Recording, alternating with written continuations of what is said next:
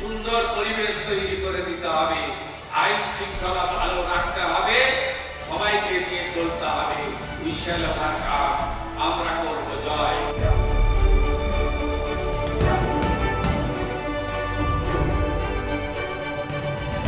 দশকের পর দশক ধরে যে বাংলা ভুগেছে শিল্পের খরায়, যে মাটির হাজার হাজার তরুণ তরুণী রুটি রুজির টানে পাড়ি দিয়েছেন ভিন রাজ্যে, সেই বাংলার বুকেই এবার নতুন ইতিহাসের সূচনা।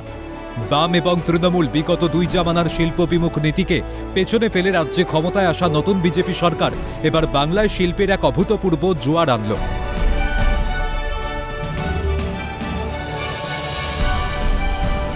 বাঁকুড়া জেলার মেজিয়ায় ইস্পাত প্রস্তুতকারক সংস্থা শ্যাম স্টিল কারখানা সম্প্রসারণ ও নতুন টিএমটি ডিভিশন মিলিয়ে রাজ্যে এক ধাক্কায় 15,000 কোটি টাকা বিনিয়োগ করল এই সংস্থা। শুক্রবার এই মেগা প্রকল্পের গ্র্যান্ড শিলান্যাস অনুষ্ঠান সম্পন্ন হল মুখ্যমন্ত্রী শুভেন্দু অধিকারীর হাত ধরে। और माननीय मुख्यमंत्री जी के भरोसा और विश्वास के ऊपर हमने इतना बड़ा रिस्क लिया है, इतना बड़ा इन्वेस्टमेंट किया है। और एक बात और पहले बता दूं मैं आप लोगों को, श्याम स्टील एक ऐसा संस्थान है जो 75 साल से सिर्फ बंगाल में ही काम कर रहा था। अनेक तरह के यहाँ पर परिवेश आए, मगर हम लोग दिए नहीं, हम लोग सिर्फ बंगाल में ही काम करते रहे।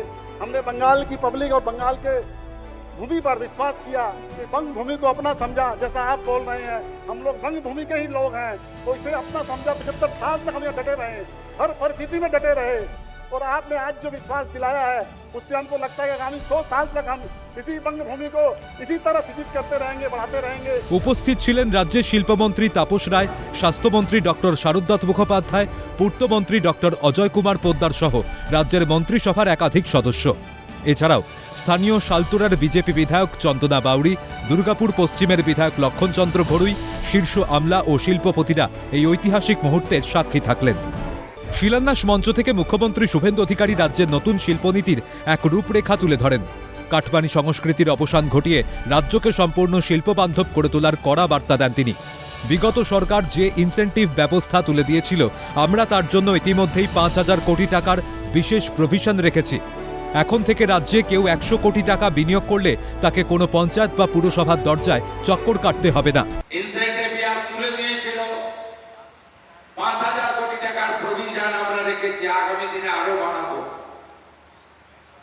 ইনসেন্টিভ তাদেরই দেব, কত টাকা ইনভেস্টমেন্ট করলেন বড় কথা নয়, কত কাজ দিলেন, এমপ্লয়মেন্ট দিলেন তার উপরে।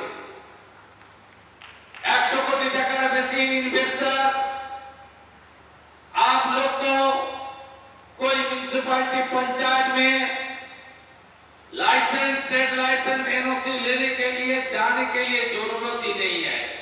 স্টিল প্ল্যান্টে দূষণের প্রসঙ্গ টেনে মুখ্যমন্ত্রী শ্যাম স্টিলের প্রশংসা করে বলেন, কারখানা হলে দূষণ হয়, কিন্তু শ্যাম স্টিল পরিবেশে ভারসাম্য বজায় রেখে এই দূষণ নিয়ন্ত্রণে অত্যন্ত আধুনিক ও চমৎকার কাজ করেছে। जिस तरीके से श्याम स्टील ने, ये देखिए स्टील प्लांट है, इस पे पॉल्यूशन है या इसका पॉल्यूशन को प्रिवेंट करने के लिए श्याम स्टील ने बहुत अच्छा तरीके से काम किया है। এই প্রকল্পের মাধ্যমে প্রত্যক্ষ ও পরোক্ষভাবে প্রায় 20,000 মানুষের কর্মসংস্থানের এক বিশাল দিগন্ত খুলে যাচ্ছে। বাঁকুড়া, পুরুলিয়া তথা জঙ্গলমহলের যুবকদের আর কাজের খোঁজে ভিন রাজ্যে গিয়ে লাঞ্ছিত হতে হবে না। শ্যাম স্টিলকে কেন্দ্র করে মেজিয়া ও তার সংলগ্ন অঞ্চলে গড়ে উঠতে চলেছে শয়ে শয়ে ক্ষুদ্র, মাঝারি ও অন্যান্য আনুষঙ্গিক শিল্প। পরিবহন, স্থানীয় ব্যবসা বাণিজ্য, আবাসন ও আবশ্যিক পরিষেবা ক্ষেত্রে এক ধাক্কায় কয়েক গুণ চাঙ্গা হবে বলে মনে করছে শিল্পমহল। ক্যামেরায় সুরজিৎ প্রামাণিকের সঙ্গে সায়ন্তন ভট্টাচার্য ও স্বরূপ রায়ের রিপোর্ট, ক্যালকাটা নিউজ।